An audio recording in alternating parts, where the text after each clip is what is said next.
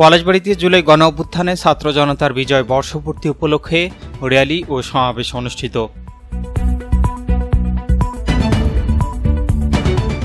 আসসালামু আলাইকুম। এমকে টেলিভিশনের পক্ষ থেকে সবাইকে আন্তরিক শুভেচ্ছা জানাচ্ছি। আমি ইফতেখার।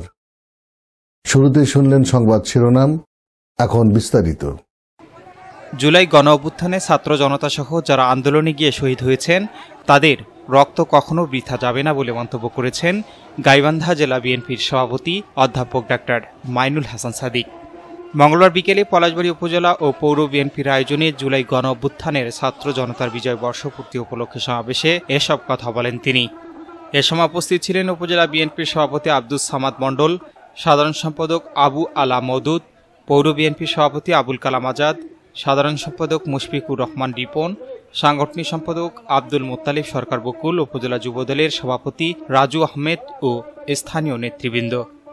এর আগে উপজেলার বিভিন্ন ইউনিয়ন থেকে বিএনপি ও অঙ্গ সহযোগী সংগঠনের নেতাকর্মীরা এক বিশাল বিজয় র্যালি শহরের বিভিন্ন সড়ক প্রদক্ষিণ করে।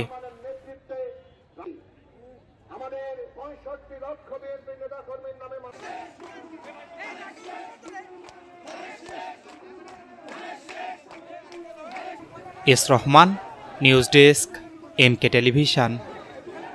শেষ করছি এমকে টেলিভিশনের সংবাদ।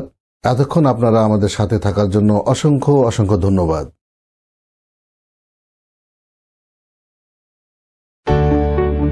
সুখবর, সুখবর, সুখবর। সুচিকিৎসার জন্য এক দারুণ সুখবর। আপনি কি যৌন, চর্ম, অর্শ, টনসিল, টিউমার, প্যারালাইস, হাঁপানি, বন্ধ্যাত্ব, অর্শ, পিত্তপাথর, মূত্রপাথর, স্তন ক্যান্সার, জরায়ু ক্যান্সার, গনোরিয়া, স্বাস্থ্যহীনতা, জন্ডিস, জটিল ও কঠিন রোগে ভুগছেন? তাহলে আজই যোগাযোগ করুন মা হোমিও হলে।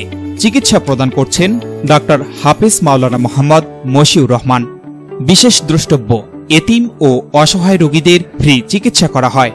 ঠিকানা সুন্দরপীর বাজার, ১ নং বেলাইচন্ডী ইউনিয়ন, পার্বতীপুর, দিনাজপুর।